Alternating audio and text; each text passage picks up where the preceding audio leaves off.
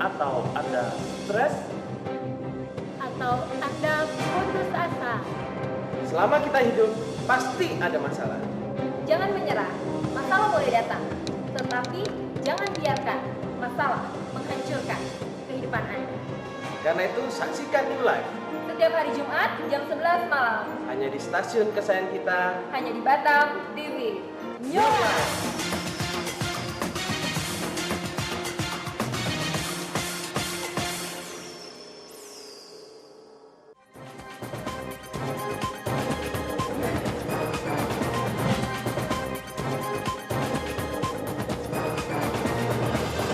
Batam TV, Jembatan Hati.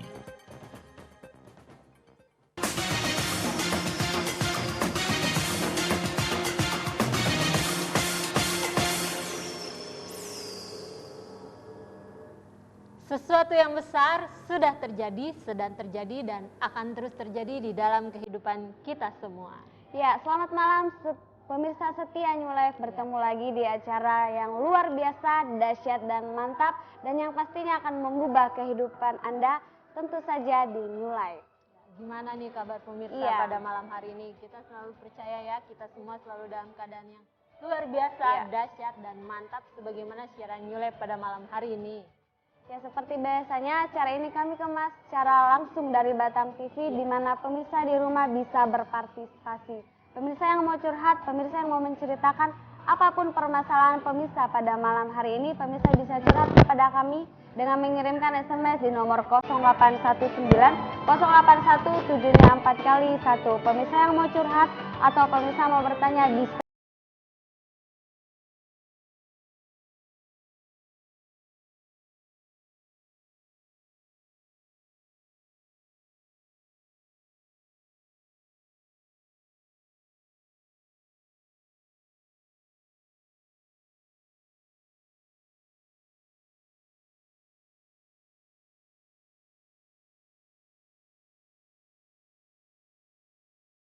rumah yang mau menelpon atau bertemu langsung dengan narasumber kami bisa menghubungi nomor yang sama, yaitu di nomor 0819 081 7nya 4 kali 1. Ya, setiap Jumat malam kami akan mengangkat tema-tema yang sangat menarik, yang sayang sekali kalau Anda lewatkan. Karena itu pemirsa jangan pernah lewatkan siaran ini.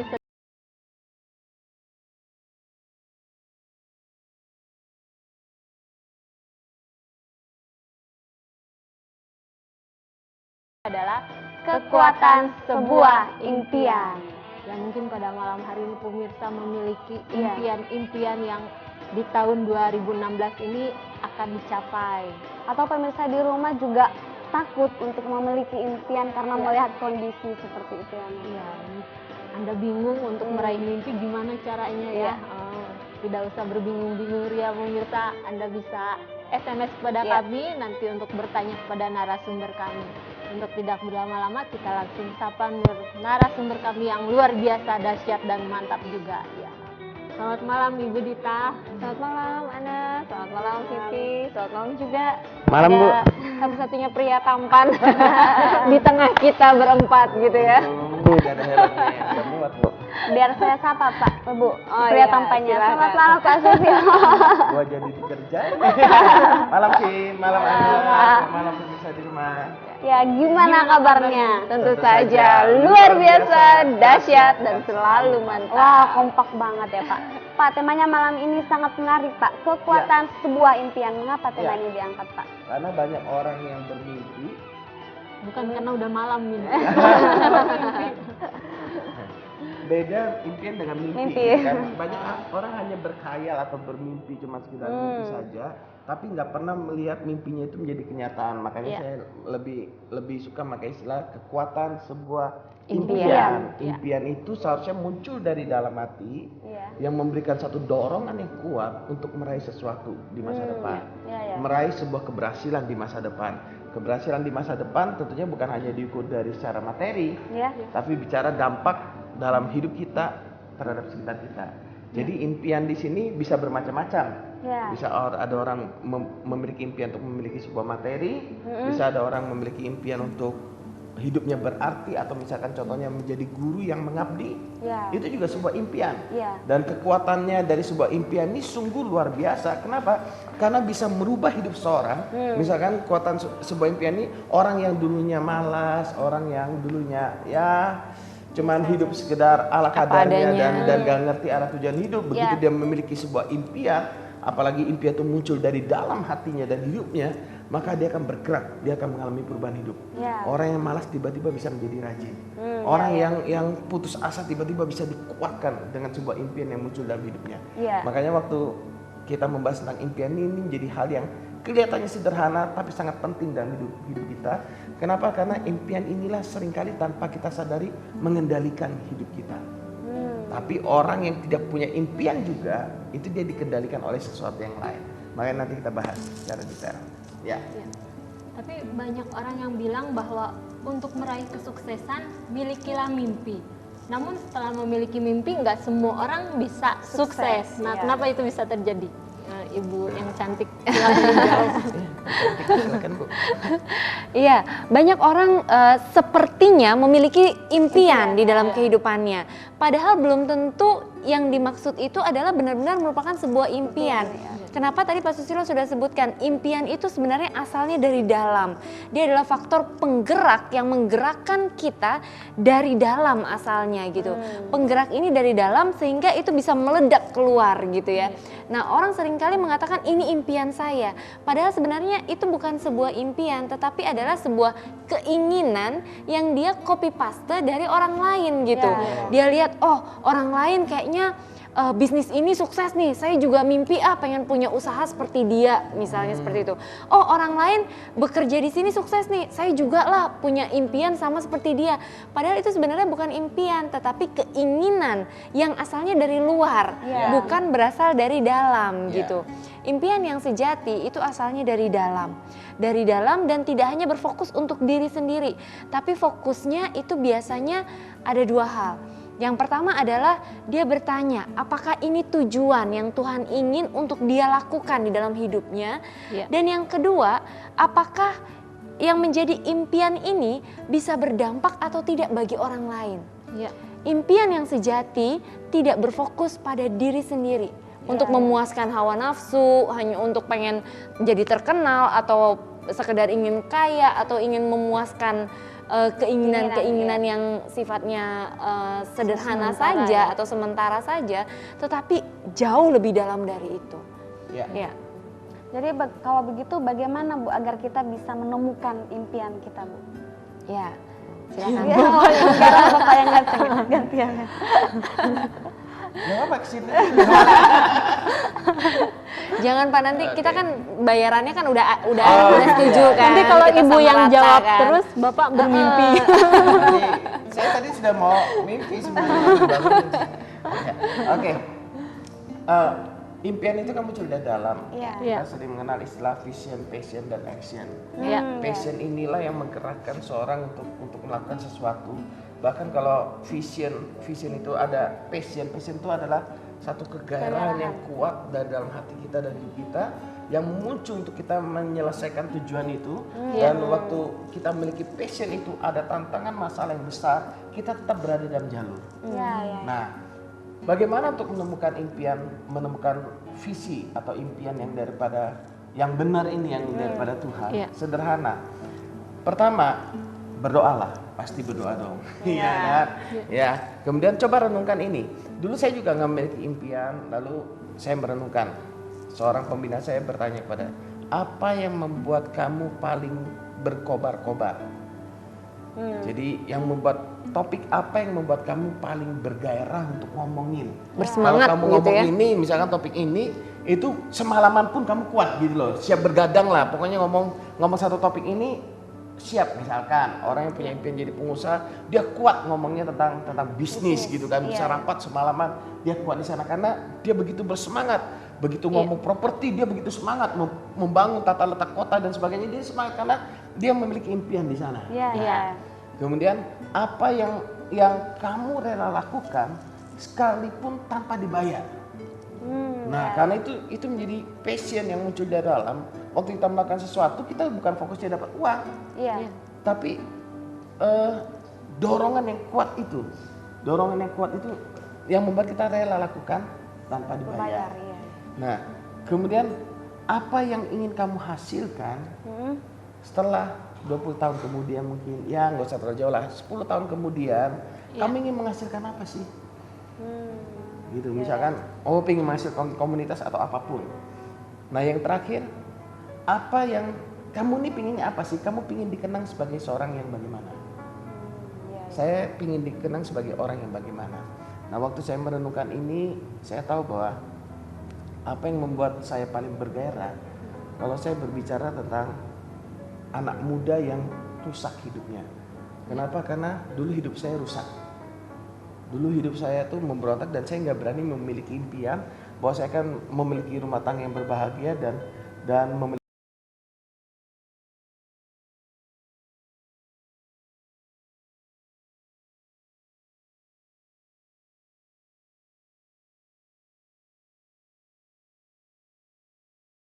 harapan memiliki kehidupan yang baru seperti apa yang terjadi pada hidup saya. Itu saya rela melakukannya tanpa dibayar. Ya, saya paling berkobar-kobar kalau bicara tentang bagaimana menyelamatkan anak muda, menolong anak-anak muda dari kehancuran, misalkan menolong orang-orang yang sudah terbuang, menolong orang-orang yang terjerumus dalam dunia malam, gitu kan. Itu yang menjadi salah satu passion saya, yang menjadi salah satu kegairahan dalam hidup saya. Lalu apa yang ingin saya hasilkan? Saya ingin menghasilkan sebuah komunitas yang dulunya mungkin hancur, masa lalunya hancur, tapi setelah mereka mengenal Tuhan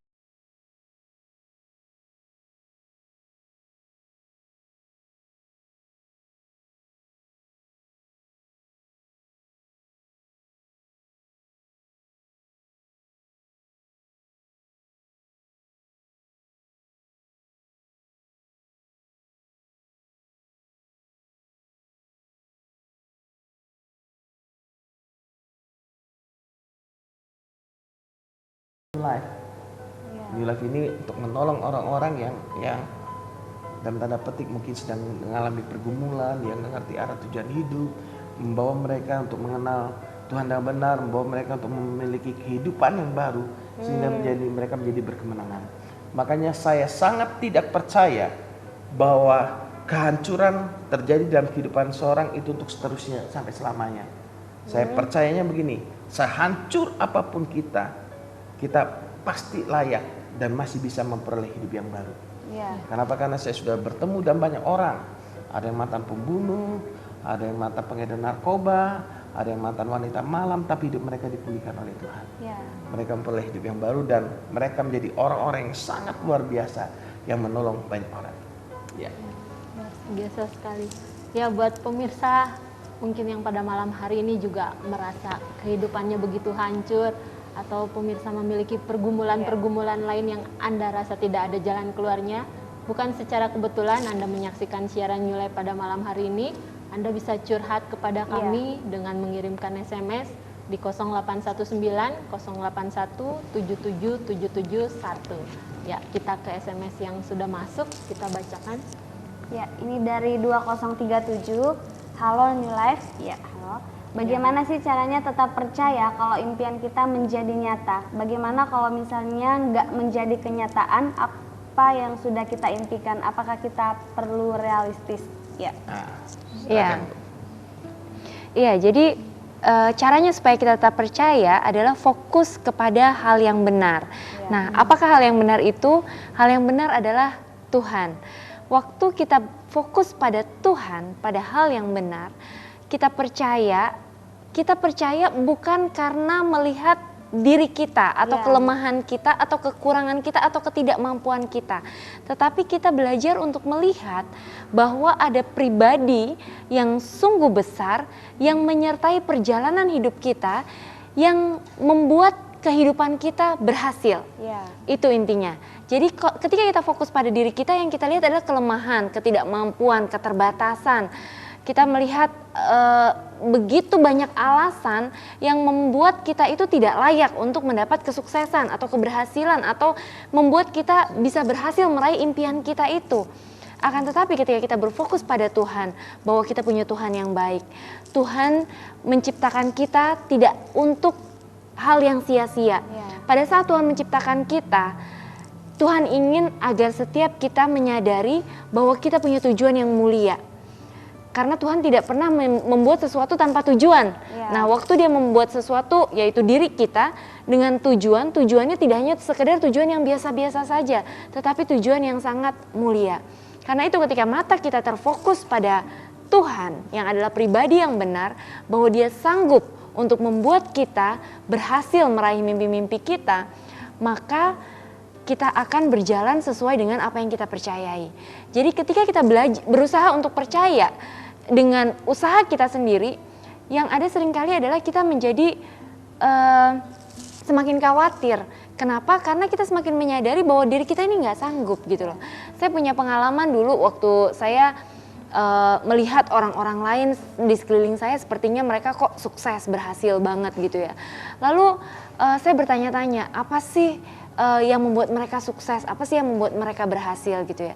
Lalu saya mulai melihat diri saya melihat, oh saya tuh nggak mampu ini, saya nggak mampu itu, saya berbeda dengan dia, saya nggak memiliki apa yang dia miliki.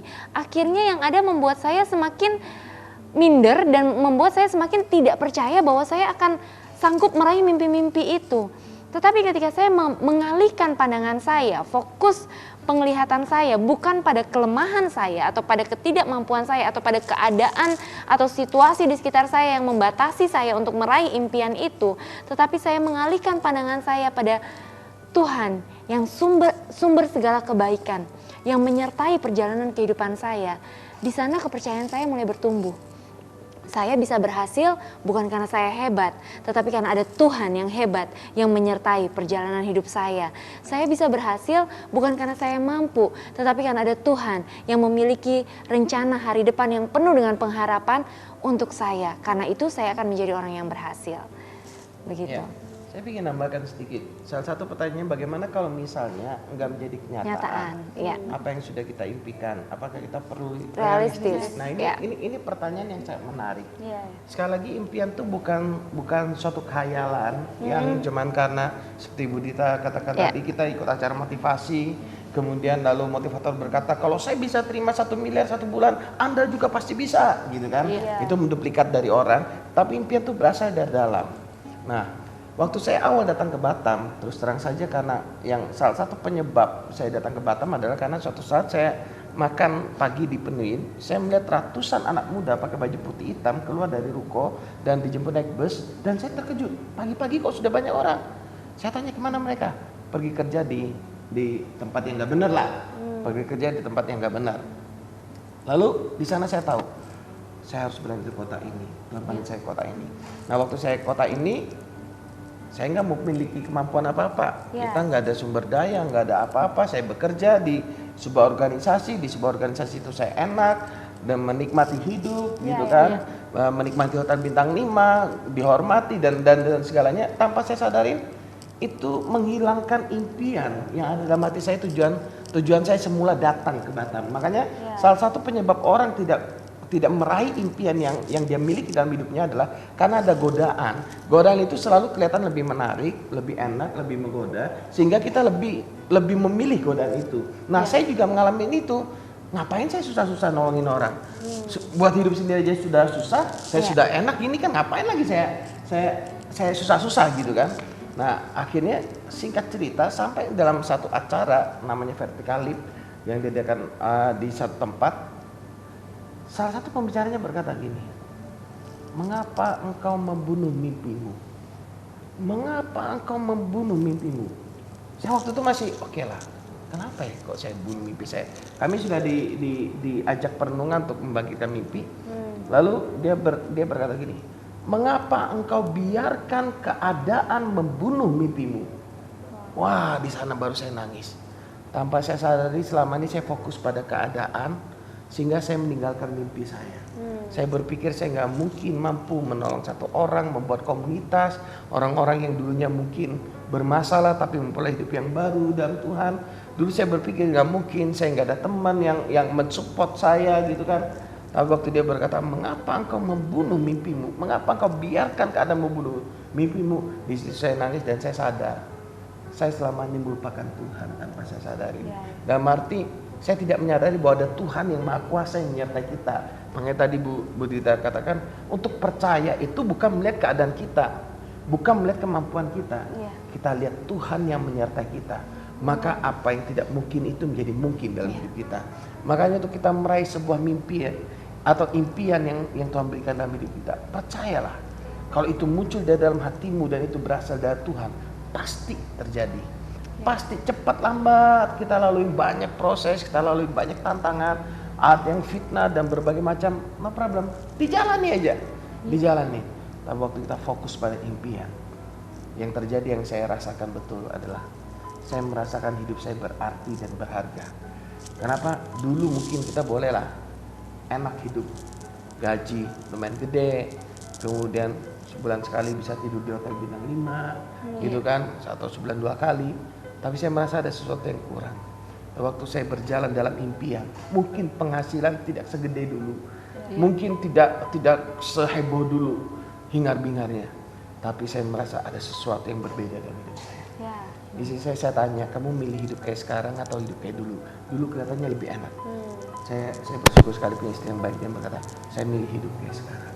Kenapa? Karena kami melihat arti hidup, kami mulai mengerti tujuan Tuhan panggil kami, menciptakan kami, untuk kami boleh berarti bagi orang lain.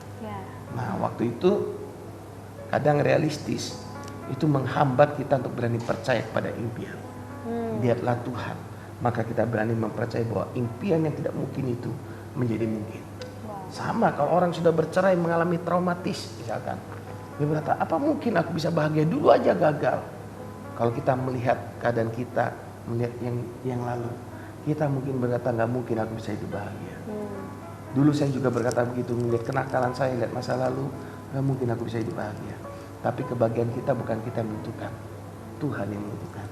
Waktu kita percaya Tuhan menyertai kita dan kita melihat ke depan, maka kita akan melihat masa depan yang jauh lebih indah. Ya pemirsa, bila Anda memiliki mimpi pada saat ini, ya jangan bunuh impian Anda. Jika Anda tidak tahu caranya, Anda bisa curhat kepada kami dengan mengirimkan SMS di 0819 081 77771. Kita ke SMS yang sudah masuk selanjutnya dari 8237. Mbak, saya ada masalah, saya kerja tapi cewek-cewek pada nggak mau. Kendalanya apa ya? Apa sih yang dicari seorang cewek, Bu? Sayang sekali nggak dijelasin ya, maksudnya hubungannya kerja dengan cewek-cewek nggak ada yang mau tuh apa gitu kan? Mungkin sudah ada pekerjaan. Sudah ada pekerjaan tapi kok tetap nggak mau gitu ya. Oh ya. Jadi memang intinya kalau wanita itu tidak hanya sekedar mencari seorang yang bekerja saja, tetapi bagaimana komunikasinya nyambung apa enggak gitu ya. Di samping pekerjaan juga apakah wanita itu merasa nyaman atau enggak berada di dekat Anda gitu ya. Dan yang terpenting yang harus Anda tahu adalah sekalipun Anda sudah bekerja, itu Anda tidak membutuhkan cewek-cewek untuk mau ya. Karena yang Anda butuhkan itu bukan jamak, tetapi tunggal. Jadi bukan dibutuhkan cewek-cewek harus ngejar-ngejar kita gitu kan. Kita kan pengennya kan banyak orang yang ngejar-ngejar terus kita jadi idola gitu. Tapi kalau dipikir-pikir untuk apa itu semua gitu. Toh pada akhirnya kita hanya perlu satu orang yang terbaik untuk menemani kita mengarungi kehidupan gitu sampai sisa umur kita gitu. Jadi nggak apa-apa gitu, jangan kecil hati kalau sekalipun sudah bekerja tapi mungkin belum ada yang cocok gitu ya. Perluas pergaulan, banyak bergaul, banyak berteman gitu, dan pergunakan masa muda untuk melakukan hal-hal yang positif, yang baik gitu ya, untuk bisa membangun orang lain, bisa membangun diri sendiri gitu. Jangan terlalu fokus untuk mencari, karena kadang-kadang semakin kita berfokus untuk mencari itu semakin susah biasanya dapatnya gitu, karena terlalu ambisi gitu kan, terlalu ngotot gitu. Tapi percaya saja bahwa Tuhan sudah menyediakan bagi Anda orang yang terbaik untuk menemani kehidupan Anda. Sekali lagi, orang yang terbaik itu bukan jamak tetapi tunggal. Anda hanya perlu satu orang saja yang tepat, yang terbaik untuk menemani Anda mengarungi kehidupan Anda gitu. Jadi ya perluas pergaulan, perbanyak teman, terus melakukan hal-hal yang membangun gitu ya. Jangan hanya fokus untuk kepikiran mau cari cewek itu saja. Saya ingin nambahin dikit. selama ini kan mencari nih, Iya. ya kan, pingin kan kita untuk dicari gitu kan. Salah satu cara untuk kita para pria untuk salah satu yang disukai, menurut saya nggak tahu nanti konfirmasi, adalah pria itu dapat dipercaya dan dapat diandalkan. Jadi bukan hanya masalah uang loh, uang banyak boleh, tapi bagaimana waktu nggak ada uang, bagaimana karakter kita, bagaimana mental kita dalam menghadapi masalah, dalam meresponi cewek lagi ngobrol sama kita. Kalau jangan sampai gara-gara kita punya uang kita pandang oh cewek mah gampang, tinggal kasih duit. Nah itu paradigma yang salah, gitu kan? Kita sama wanita itu pokoknya jadilah apa adanya. Makanya tadi Bu Dita bilang kalau kita berusaha cari terus, banyak kan lepas atau nggak nemu. Kenapa? Karena orang yang berusaha nyari terus dia tanpa dia sadar fokus pada dirinya. Sementara wanita itu senang kalau kita memberi. Cinta itu memberi bukan menuntut. Waktu kita menuntut di sana akan justru malah terpisah. Tapi kalau kita memberi, misalkan tangan ini memberi, makin dekat dia. Tapi kalau kita mulai menuntut, nah ini mulai terjadi tarik-tarik kan. Ya kan kalau memberikan misalkan ini pria ini wanita beri. Tapi kalau menuntut kan gini, kamu harus ngikutin aku gitu kan. Dari satu pun kamu harus ngikutin aku. Akhirnya lepas gitu. Nah makanya coba jadi pria yang dapat dipercaya dan dapat diandalkan. Nah itu sebenarnya luas sekali kalau kita mau bahas. Ya. Nah, kalau penasaran mungkin sedikit tambahan ya. Kalau penasaran gimana sih caranya supaya bisa jadi pria yang dapat diandalkan dan dapat dipercaya gitu ya. Memang kan kalau di acara siaran ini durasinya kan sangat singkat banget ya. Jadi bisa tuh atur waktu kapan-kapan bisa janjian sama Pak Susilo gitu. Gimana caranya untuk menjadi pria yang diidola-idolakan oleh Oke, saya banyak idolanya. Enggak, saya cukup satu Bu ya. Cukup satu ya. Banyak. Ya, jadi bagaimana sih caranya untuk bisa meraih hubungan yang memang serius gitu ya, yang diharapkan gitu. Bukan secara kebetulan Anda menyaksikan acara ini karena memang New Life ada untuk Anda. Jadi Anda bisa menghubungi nomor telepon yang tertera di layar kaca sesudah acara ini berakhir dan semua layanan yang diberikan oleh New Life semuanya diberikan secara gratis. Ya. Ya, kita ke SMS yang sudah masuk lagi nih, Bu. Ini dari 2951. Selamat malam New Life. Selamat malam. Saya seorang Kristiani dan dari dulu saya ingin ketika ibadah saya bisa mengiring nyanyian dengan piano. Sementara saya buta dengan not angka. Apakah itu merupakan sebuah impian? Terima kasih. Saya juga dulu punya impian pengen nyanyi, tapi saya juga buta dengan not dan angka. Kalau ini pengen main piano gitu ya, kalau saya pengen nyanyi gitu. Nah, tapi ketika kita punya kerinduan, belajarlah untuk mengambil tindakan dari kerinduan kita itu. Jadi jangan hanya tinggal diam. Kita bisa meningkatkan kapasitas dengan cara berlatih, belajar gitu.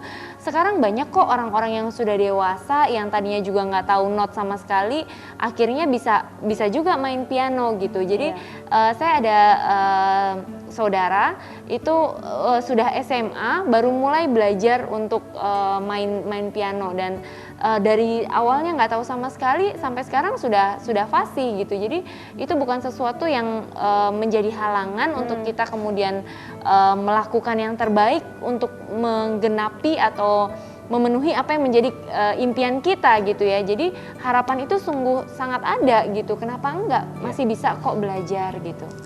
Kalau memang itu dorongan dari dalam, ada kegairahan, pasti Anda suka belajar berlatih dengan piano gitu kan ya. Tapi kalau Anda nggak suka main piano, jangan dipaksain. Jangan-jangan itu cuman kayak sekedar ingin dari luar. Godaan dari luar. Oh bagus ya kalau main piano gitu kan. Nah, sama seperti saya juga pengen bisa main musik, tapi sampai sekarang nggak pernah bisa main musik. Walaupun kalau gitar genjreng aja sih bisa, cuma maksudnya untuk jadi expert, untuk bisa bermain dalam tim saya sama sekali nggak bisa gitu kan, sama sekali. Tapi saya bisa melihat apa yang Tuhan berikan dalam hidup saya, kelebihan yang lain gitu. Jadi jangan sampai karena keinginan main piano lalu main piano juga karena terasa susah dan akhirnya kita nggak mood, malas dan sebagainya, dan nggak ada dorongan yang kuat untuk menerobos itu. Saya rasa kalau misalnya nggak ada dorongan yang kuat untuk berlatih piano, jangan-jangan itu bukan impian sejatinya. Tapi kalau misalnya ada dorongan kuat seperti Bu Tita katakan umur berapapun no problem, bisa berlatih gitu. Jadi kejarlah impian, lihat kapasitas kita, lihat apa yang membuat kita rela untuk menerusnya.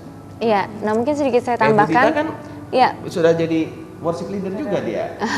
Pemimpin pujian, pengen nyanyi sudah terkabulkan ya Bu ya? Iya, cuma gini Pak, kadang saya mau sampaikan bahwa kadang luka hati kita itu membuat kita takut untuk bergerak dan membuat kita kabur untuk melihat impian kita. Di mana sih passion kita sebenarnya, di mana sih impian kita sebenarnya, kita tuh kabur, nggak bisa lihat gitu. Jadi kadang-kadang kelihatannya apa yang orang lain pingin saya juga pingin, apa yang orang lain pingin saya juga pingin gitu. Nah, untuk kita mengetahui apakah itu benar-benar impian kita yang sebenarnya atau bukan, nggak ada salahnya kita mulai belajar gitu. Kita mulai belajar dari situ, kita lihat kita benar-benar di situ nggak sih gitu. Kalau ternyata ada ketertarikan nggak untuk terus belajar lebih dalam, untuk terus mendalami bidang itu, atau hanya sekedar lewat aja gitu. Kalau hanya sekedar lewat saja ya udah, berarti nggak usah terlalu diseriusin lagi gitu. Kita bisa belajar ke yang lain gitu. Tapi saya sangat percaya bahwa mimpi ini juga semakin lama semakin tajam gitu ya. Jadi ibaratnya tuh kalau dalam bahasa saya visi gitu ya. Kita bicara tentang visi atau tentang mimpi di dalam hidup itu seperti kita sedang mengendarai kendaraan bermotor di malam hari yang gelap gitu ya. Jadi pada saat kita awal starter, yang kita bisa lihat di dalam pandangan kita itu hanya paling 1 meter ke depan gitu, 1-2 meter ke depan. Selebihnya kita nggak bisa lihat, semuanya gelap gitu ya. Nah, ketika kita berjalan menuju ke sana, sampai di 1-2 meter ke depan, ternyata cahaya lampunya itu menerangi lebih jauh lagi ke depan, 1-2 meter lagi ke depan. Jadi semakin lama, semakin membawa kita terus maju, dan pada akhirnya semuanya akan semakin jelas gitu. Jadi nggak usah takut untuk memulai gitu ya, karena bertindak aja, ambil tindakan, melangkah saja. Dari situ kita bisa melihat kok ini apa bukan ya. Oh kalau bukan nggak apa-apa, kita tuh nggak ada ruginya belajar gitu ya. Nggak pernah ada ruginya belajar gitu, nggak ada salahnya untuk belajar gitu. Ya. Segera ambil kursus. Atau datang ke New Life gitu ya, bisa juga belajar sama yang bisa main di New Life ya. Ya, kita harus break sejenak untuk menyaksikan pesan perubahan yang satu ini. Tetaplah bersama kami pemirsa. Dan jangan kemana-mana.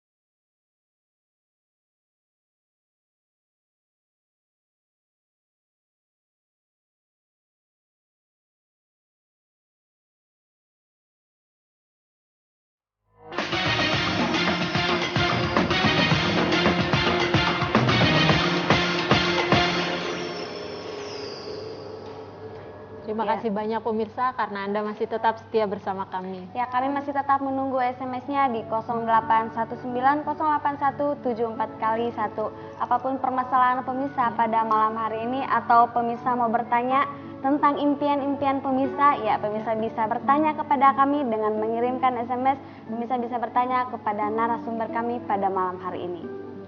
Kita balik ke pertanyaan ya. Ya. Jadi mimpi seperti apa sih yang harus kita miliki? Iya, yang jelas mimpi yang harus kita miliki adalah yang dari dalam itu ya tadi ya. Kalau kita lihat sebuah telur itu apabila dipecahkan dari luar, yang terjadi adalah telur ini yang di dalamnya akan mati dan kemudian tidak ada kehidupan begitu ya. Tetapi sebaliknya ketika telur ini pecahnya dari dalam, yang terjadi adalah adanya kehidupan yang baru gitu. Nah sama juga halnya dengan impian kita gitu ya. Ketika itu asalnya dari luar, kayak tadi Pak Susilo sempat bilang ya, waktu denger dari motivator-motivator hebat gitu ya, bisa punya uang sekian triliun, bisa punya banyak properti dan lain sebagainya, kita caplok itu sebagai mimpi kita, yang mana itu adalah notabene dari luar kita gitu ya, bukan benar-benar berasal dari dalam kita gitu ya. Nah, akibatnya adalah seringkali pecahnya dalam kekecewaan. Yang ada adalah rasa depresi, rasa kecewa dan putus asa akhirnya gitu loh. Makanya banyak orang yang ikut motivator tapi malah akhirnya mengalami penurunan dari kualitas hidup, kan sayang gitu ya. Karena apa? Karena itu bukan berasal dari dalam. Nah, apabila itu berasal dari dalam, maka tentu akan mengalami hal yang berbeda. Begitu ada faktor penggerak dari dalam, dia akan mengubahkan, dia akan menggerakkan kehidupan kita sedemikian rupa sehingga kita bisa muncul menjadi orang yang benar-benar berbeda dari yang sebelumnya. Oleh karena ada faktor penggerak yang dari dalam ini gitu. Jadi benar-benar mengalami metamorfosa gitu, itu nyata dialami. Makanya sampai dikatakan sisi negatif dari berpikir positif, sudah tahu? Karena semua orang berkata gini, kita harus berpikir positif. Kita harus berpikir positif. Salah satu sisi negatif dari berpikir positif adalah frustasi. Kenapa? Karena banyak orang berusaha berpikir positif, mengikut motivasi. Oke, bisa 1 miliar, oke, bisa jadi orang kaya. Oke, dia ikut, dia coba 1 bulan nggak berhasil, 2 bulan nggak berhasil, ikut motivasi lagi, dicoba lagi, berpikir positif lagi, nggak berhasil, akhirnya frustasi. Makanya kami lebih memilih berpikir benar. Karena positif belum tentu benar. Kalau benar pasti positif. Makanya waktu kita berpikir benar, kita melihat itu keluar dari dalam dengan satu realita yang ada dalam hidup kita terus menjalani hari demi hari, bukan hanya sekedar memompa emosional saja, bukan hanya memompa untuk keinginannya saja, tapi hari demi hari kita melihat pencapaian dan kita melihat bahwa apa yang kita impikan itu adalah suatu hal yang benar, maka itu akan menjadi kenyataan. Berbicara soal berpikir positif dan berpikir benar ini Pak, berarti dipengaruhi oleh komunitas juga ya Pak? Dengan apa yang sering kita dengar. Sangat mempengaruhi. Bahkan kita berpikir negatif pun dipengaruhi oleh komunitas. Kalau berita-berita yang kita baca selalu berita negatif, akhirnya muncul ketakutan. Keluar rumah takut penjahat, keluar rumah waktu yang menarik kan waktu bom di Jakarta itu kan, polisi tembak-tembakan, masyarakat jadi nonton gitu kan. Saya berpikir, di satu sisi saya pikir kok bisa nggak takut mereka ya gitu ya. Kalau saya mungkin kabur gitu kan, cari tempat yang aman berlindung, ini kok enggak ya. Nah tapi kalau kita lihat sebagian orang yang mendengar berita itu jadi ketakutan semua. Keluar rumah pun takut, ke mall pun takut. Waktu itu suasana yang saya rasakan di sekitar saya takut gitu. Mall dekat tempat saya tinggal, padahal cukup jauh dari lokasi bom, takut ke mall. Orang-orang aja takut, kenapa masih takut gitu kan? Nah, karena berita yang negatif itu akhirnya jadi takut. Gitu. Makanya kita harus bergaul dengan orang-orang yang berpikir benar, yang bisa memberikan kita arahan yang benar. Karena apa yang kita dengar itu akan mempengaruhi apa yang kita rasakan. Dan pada akhirnya akan mempengaruhi pola tindakan kita. Kalau kita terus menerus dengar hal-hal yang negatif, hal-hal yang buruk, kehidupan ini susah, nggak usah usaha macem-macem lah, udahlah realistis aja lah, nggak usah banyak-banyak mimpi lah, udahlah hidup lihat kenyataan aja udah susah, gimana mau mimpi-mimpi, nggak usah lah. Semakin kita dengar hal-hal yang seperti itu, yang ada adalah perasaan kita juga semakin ciut. Perasaan kita juga mikir, iya juga ya, ngapain ya aku capek-capek mimpi. Akhirnya tindakan kita pun akhirnya nggak berani melangkah karena apa, kita udah nggak punya nyali duluan dari dalam gitu. Jadi nggak bakalan menghasilkan apa-apa. Berbeda halnya dengan orang yang bergaul dengan orang-orang yang optimis, yang dia bisa melihat ada pekerjaan Tuhan yang luar biasa yang mengiringi perjalanan hidupnya, sehingga apapun yang dia lakukan Tuhan akan menjadikan itu berhasil. Ketika kita mendengar hal itu, yang ada adalah perasaan kita jadi bergelora gitu kan. Wow, luar biasa, ada Tuhan yang hebat yang menyertai perjalanan kehidupan dia.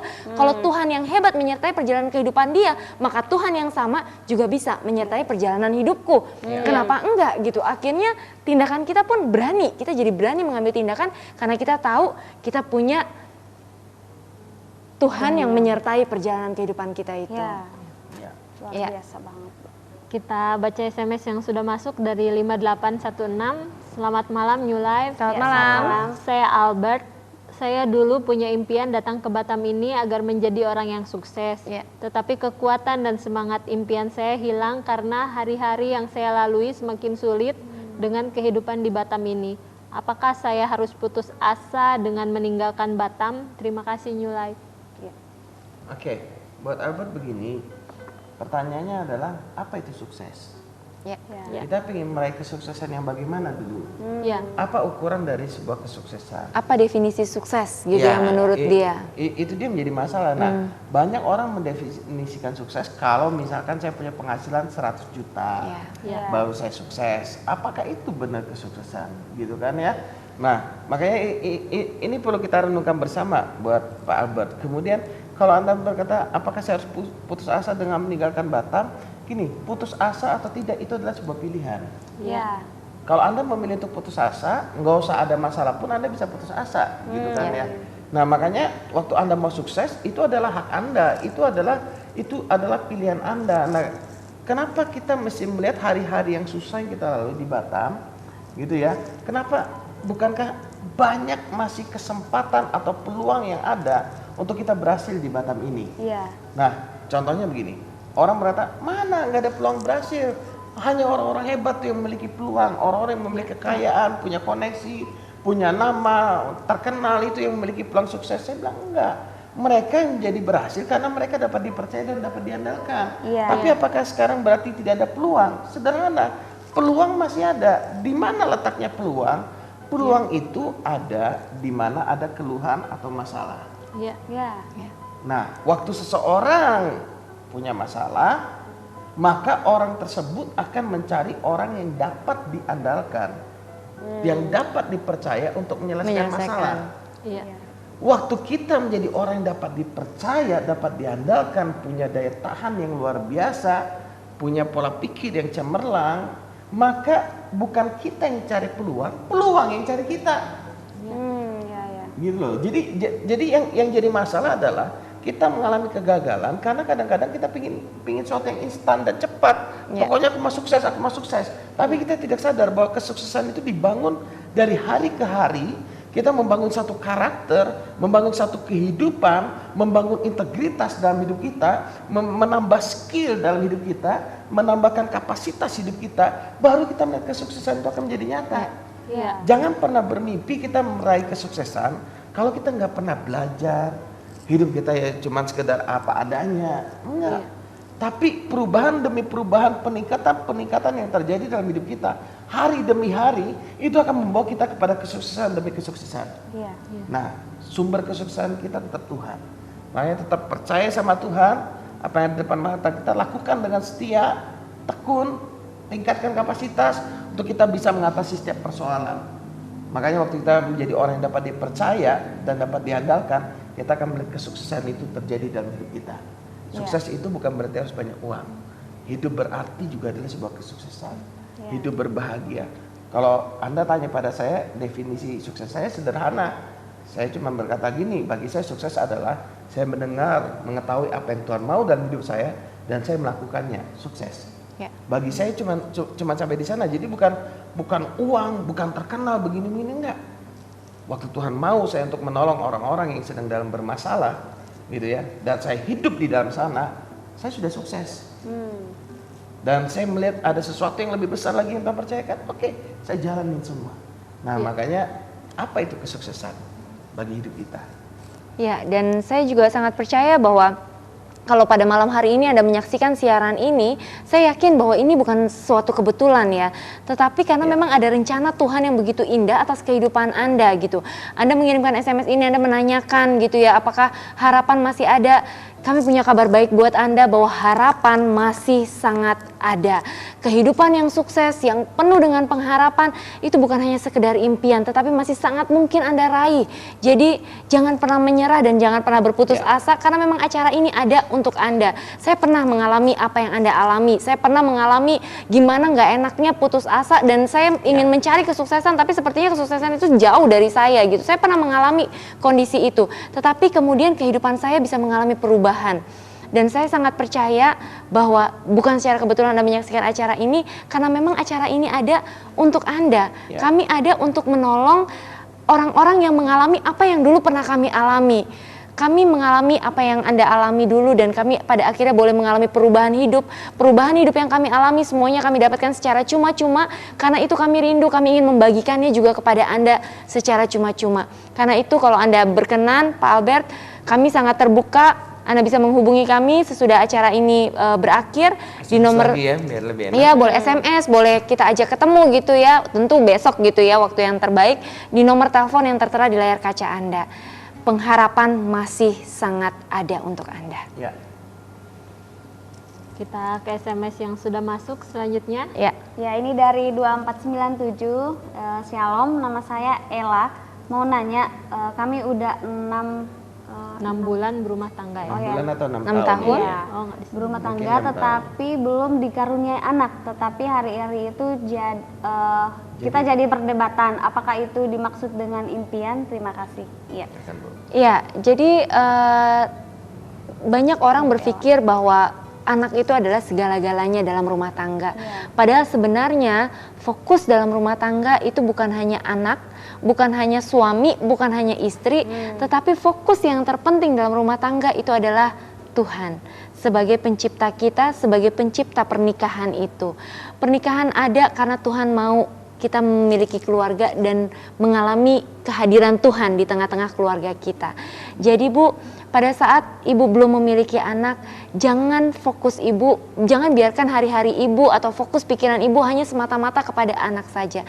Tetapi coba berdoa, minta Tuhan untuk membawa Ibu untuk bisa memahami apa tujuan Tuhan untuk menciptakan Ibu untuk ada di dunia ini. Ya. Bu, begitu banyak anak-anak di luar sana yang tidak memiliki orang tua.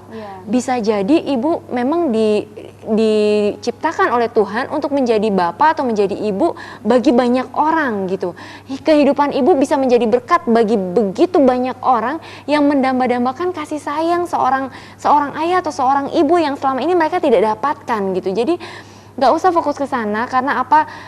Percaya saja bahwa Tuhan sudah menyediakan segala yang terbaik bagi kehidupan ibu dan berjalanlah dengan penuh sukacita gitu. Jangan pernah kita jadi terbebani dengan itu.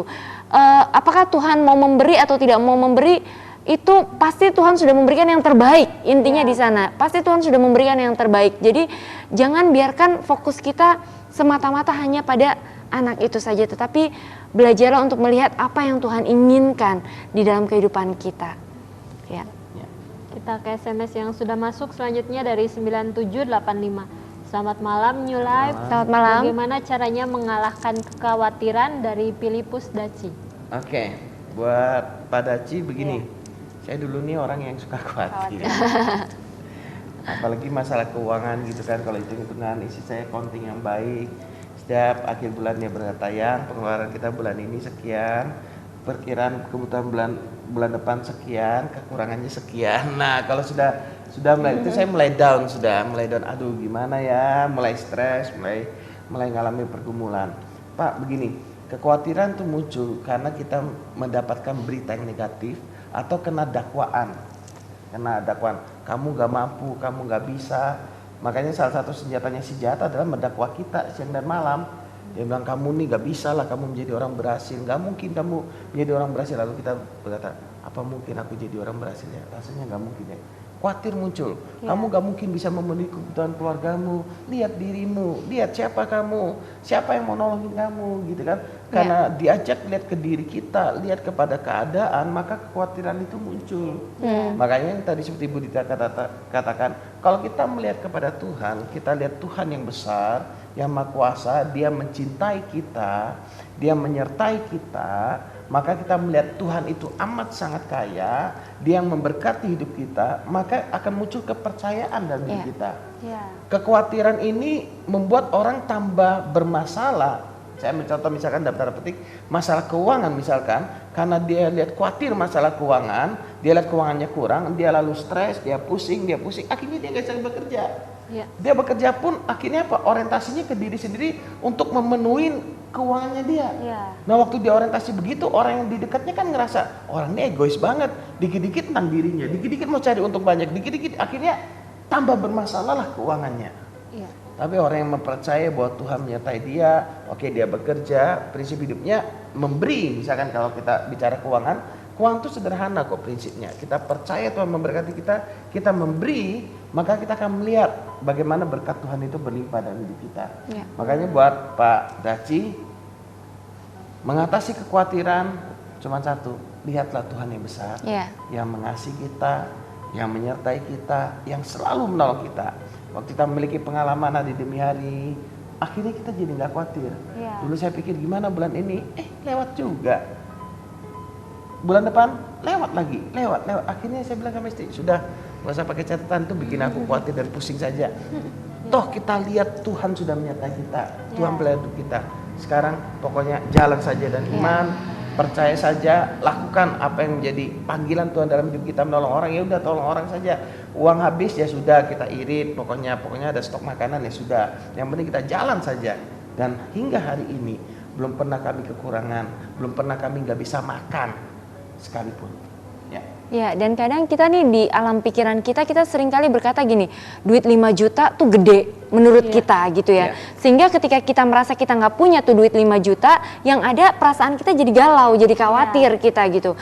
Padahal kita lupa, Tuhan yang berjalan bersama-sama dengan kita adalah Tuhan yang menciptakan langit, bumi, dan segala isinya. Kalau bicara tentang segala isinya, kita lihat tanah sekarang di Batam harganya udah mahal ya, 1 meter mungkin udah 1 jutaan gitu ya. Tapi kalau kita lihat tanah 1 meter 1 juta, tahukah kita bahwa Tuhan yang kita punya itu adalah yang menciptakan langit, bumi, dan segala isinya. Termasuk tanah-tanah semua yang harganya mahal itu tuh, itu dia yang nyiptain gitu loh. Jadi begitu kita bilang 5 juta itu duit banyak, itu artinya kita fokus kepada 5 jutanya. Kita lupa sama yang punya jauh lebih banyak dari 5 juta yang menyertai perjalanan kehidupan kita sebenarnya gitu loh. Jadi sebenarnya sama seperti yang Pak Susilo tadi katakan, cara menghilangkan kekhawatiran, fokus sama Bapak kita yang super kaya, yang menyertai perjalanan kehidupan kita. Dialah Tuhan, pencipta hidup kita. Ya, sebenarnya khawatir itu kalau bahasa kasarnya menghina Tuhan. Iya. Kita nggak percaya kan sama Dia. Padahal Dia ada dalam hidup kita. Mari kita percayain Dia lah. Percayakan, serahkan keuangan kita pada Dia, serahkan pekerjaan kita kepada Dia. Lakukan semua yang terbaik, maka saya percaya Tuhan akan membuat apapun yang kita lakukan menjadi berhasil. Wow, luar biasa. Ini ada SMS lagi Pak, dari 1647. Ya, nama saya Ibu Neneng. Saya sudah berumah tangga 9 tahun, tapi rumah selalu ribut. Dulu belum ada anak nggak seperti ini, baru 2 tahun dikaruniain anak, tapi suami saya malah suka main perempuan.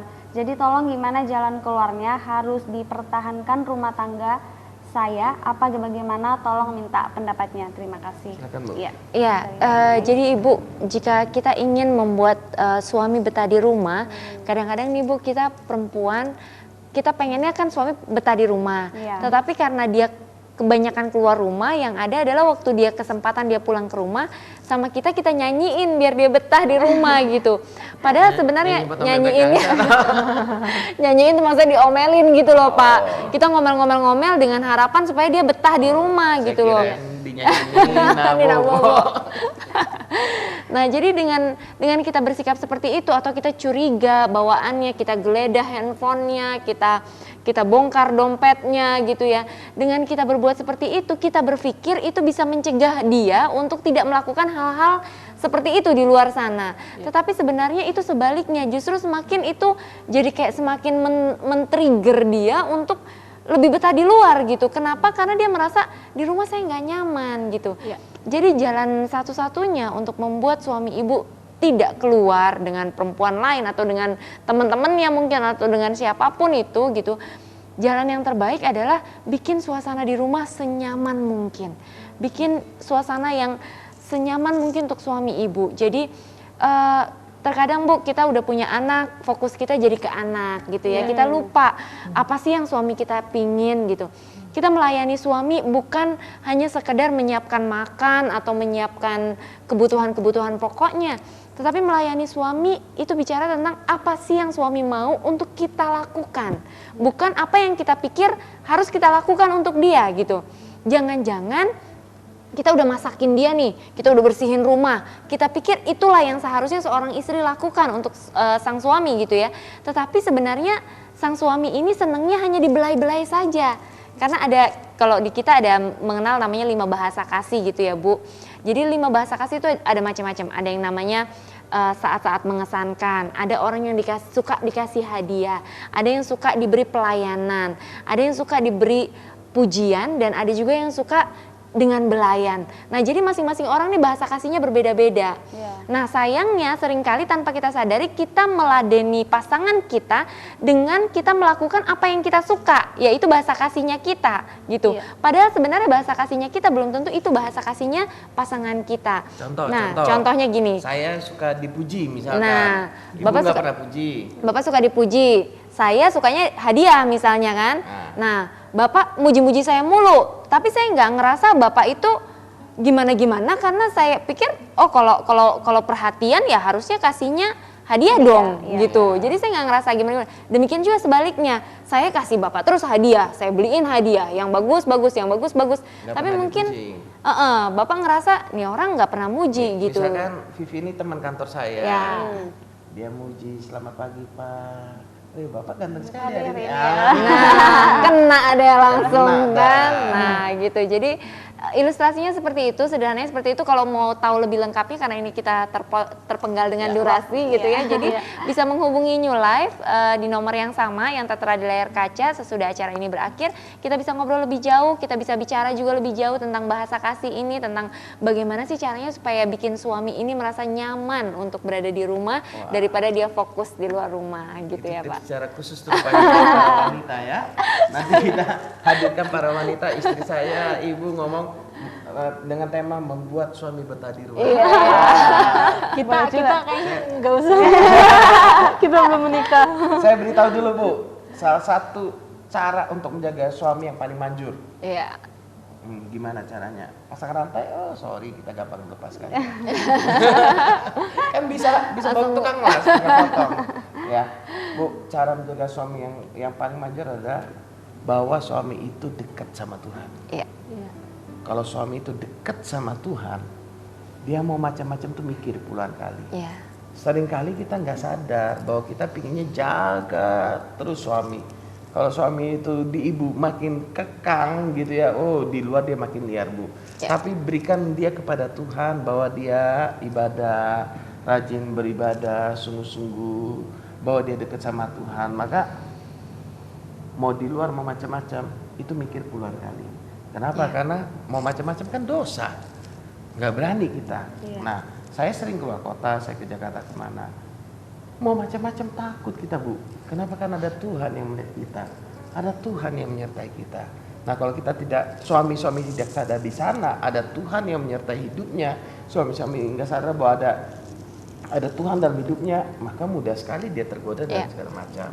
Nah, tips dari saya itu aja Bu, bahwa suami dekat sama Tuhan gak usah dimarahin, disayang aja seperti Bu Dita. Nanti tips-tipsnya bisa telepon Bu Dita secara langsung gitu kan, dan diberikan perhatian, jangan sampai terpecah dengan anak. Kan kadang suami gitu loh, cemburu dalam tanda petik ya, terlalu merhatiin anak, ngurusin anak terus. Lihat, laki dibiarkan telantar gitu kan, suami dibiarkan telantar gitu kan. Nah, itu maksud ibu baik. Lalu ibu berkata, siapa lagi yang ngurus anak kita kalau bukan saya? Bu, tetap walaupun punya anak, prioritas suami. Kalau suami, walaupun saya punya anak, yang pulang jangan dicari anaknya dulu. Istri cemburu. Cari dulu istrinya, baru cari anak gitu ya. Nanti tips berikutnya biar para wanita yang berbicara. Ya, perbincangan kita semakin seru saja, tapi berhubung keterbatasan waktu, kita harus berakhir di penghujung acara. Mungkin ada tip-tip yang mau disampaikan dari narasumber buat pemirsa? Jika ingin impian kita menjadi kenyataan, hal yang paling penting yang harus kita ingat adalah fokuslah kepada Tuhan, karena Tuhanlah perancang kehidupan kita. Dari Pak Susilo? Saya cuma ingin katakan tidak ada yang mustahil jika kita berjalan bersama dengan Tuhan. Amin. Sebesar apapun mimpi kita, kalau memang itu Tuhan yang beri, nggak ada yang mustahil. Karena Tuhan itu jauh lebih besar daripada yang dapat kita impikan. Amin. Ya, luar biasa sekali. Terima kasih banyak buat nilai-nilai yang sudah dibagikan kepada kami semua. Ya, kami juga mengucapkan terima kasih banyak buat pemirsa di rumah yang sudah setia menyaksikan siaran New Life pada malam hari ini. Namun mohon maaf pemirsa, berhubung terbatasnya waktu, kami harus berakhir. Namun pemirsa di rumah jangan bersedih. Pemirsa tetap bisa mendapatkan jawaban langsung dari kedua narasumber kami. Pemirsa bisa SMS, pemirsa juga bisa menelpon, atau pemirsa di rumah mau bertemu langsung dengan kedua narasumber kami, boleh setelah siaran ini berlangsung tetap di nomor yang sama, yaitu di nomor 0819 081 7-nya 4 kali 1. Ya, terima kasih banyak pemirsa. Saksikan terus siaran New Life setiap hari Jumat Jam 11 malam hanya di stasiun TV kesayangan kita semua, hanya di Batam TV. New Life. Thank you. Thank you.